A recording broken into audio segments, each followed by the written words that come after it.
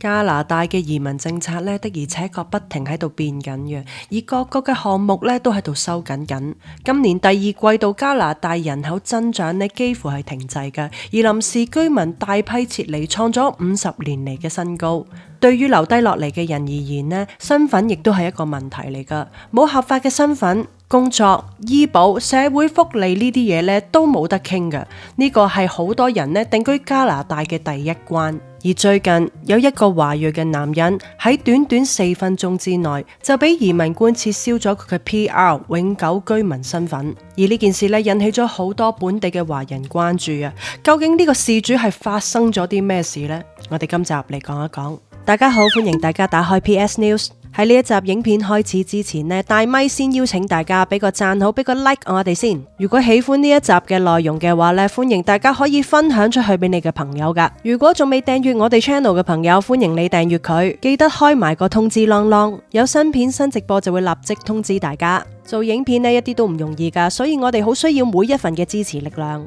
多謝大家。要講成件事嘅開端呢，就要從呢一位35歲嚟自中國嘅移民李航 Sam Lee 開始講起啦。佢喺2016年呢嚟到加拿大讀書，然之後就留低咗落嚟啦。佢曾經喺多倫多、Montreal、Winnipeg、Vancouver 嗰度輾轉生活過嘅，最終就定居咗喺 Calgary。而嚟到加拿大嘅第5年呢，李航終於都拎到楓葉卡。呢個唔單止係佢呢辛辛苦苦奮鬥咗幾年嘅結果，更加係佢未來生活嘅根基。阿 Sam 以為呢從此就可以好安穩咁過佢嘅人生啦，但係萬萬冇諗到喺2023年嘅夏天，佢嘅人生突然之間就俾一封信顛覆咗。呢一封信呢係嚟自加拿大移民部 IRCC 寄嚟嘅通知信嚟噶，信入邊嘅內容呢就係寫住佢嘅自願放棄永久居民身份申請呢就已經批咗啦。拎住呢一封信嘅阿 Sam 呢，成個人呢都呆咗，因為佢根本就冇提交過申請。而 IRCC 移民部佢哋嘅記錄呢，就顯示喺2023年6月5號，佢哋收到一份署名係李航嘅申請表格，申請人呢就表示話自願放棄永久居民身份。喺5日之後，移民官就接手處理呢一個申請啦。喺朝頭早嘅7點54分開咗 file， 然之後7點58分就批咗啦。咁即係話佢短短4分鐘啊，移民官睇完晒所有材料之後呢，就直接關閉咗李航喺加拿大移民系統入邊嘅永久居民身份啦。我哋先唔講邊個咁大整蠱啦，5年嘅奮鬥用咗唔夠5分鐘呢，就全部冇晒。李航真係慘啦。而當中最大嘅問題係呢，李航呢一份申請 file 呢，簡直就係錯漏百出，簽名呢同佢過往嘅文件係完全唔一樣噶，登錄嘅時間啦同埋地點都係寫錯咗，而且呢，申請人呢仲話自己係誤見咗 PR 卡，護照嘅信息呢亦都失效，電話號碼係假噶，就連張相都係唔合乎資格嘅。嗰一張相呢，好明顯睇得出佢係戴住 AirPods 啦，而且影嘅地點好明顯就係公廁嚟嘅。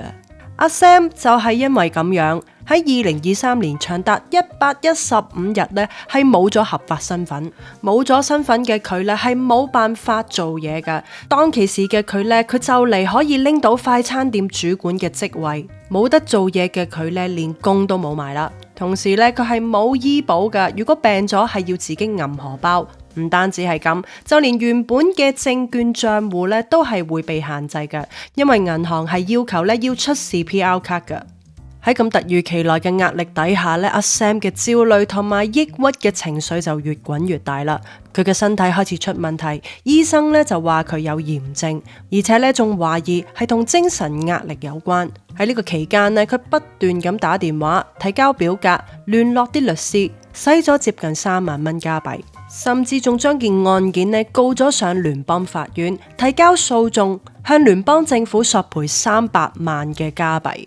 而聯邦政府喺回應入邊呢就話，移民官喺處理一份睇落去似合法嘅申請，係冇辦法預知會有身份嘅賊仔利用李先生嘅個人信息，而且呢，佢哋仲講話李先生嘅訴狀呢屬於空泛嘅斷言，不足以成立，因為呢個官員呢只係對一份表面上合法嘅申請履行咗佢自己嘅職責。根據翻阿 Sam 嘅起訴陳述啦，移民部咧就喺2023年6月5號係通過郵寄嘅方式收到一份紙質嘅申請嘅，仲聲稱佢咧係自願放棄永久居民身份。但係李先生咧就顯示佢從來都冇遞交過任何咁樣嘅申請，提交者咧係冒充他人身份嘅身份賊仔。而阿李生亦都講話咧，如果唔係官員咧疏忽嘅話，係應該會識別出申請入邊有多個明顯嘅欺詐標記，包括係同佢過往檔案入邊呢唔一致嘅簽名、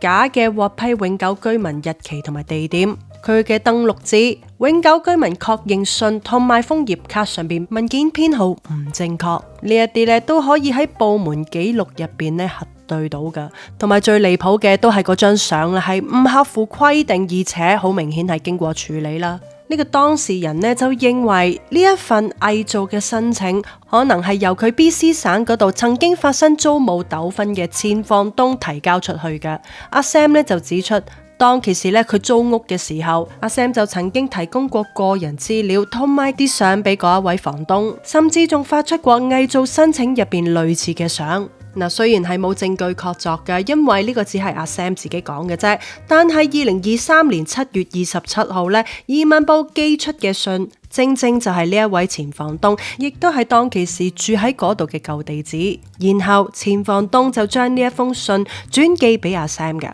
經過佢哋長期嘅交涉咧，喺2023年11月2號，負責呢件案件嘅移民官咧，終於都同意撤銷原先嘅決定啦。而阿 Sam 嘅永久居民身份咧，終於都可以恢復翻。喺25日之後咧，佢嘅楓葉卡終於都用得翻啦，所以佢就放棄咗喺聯邦法院上邊上訴。加拿大 IRCC 嘅發言人就回應話，所有佢哋嘅官員呢都係經過嚴格嘅訓練嘅，會逐一審查每一份嘅申請，遵從程序公正。如果有人呢因為身份被冒用而喪失咗身份嘅話，係可以提出覆核㗎。一經佢哋嘅覆實呢，就會恢復翻身份。說話咁講呢係冇錯嘅，不過當事人就真係嚇餐死啦。呢一位咁慘嘅事主阿 Sam 呢，佢就話而家呢仍然都係有人，又或者係同一個人呢，仍然係嘗試冒用佢嘅身份撤銷佢嘅公民身份嘅。喺今年以嚟呢，已經3次佢收到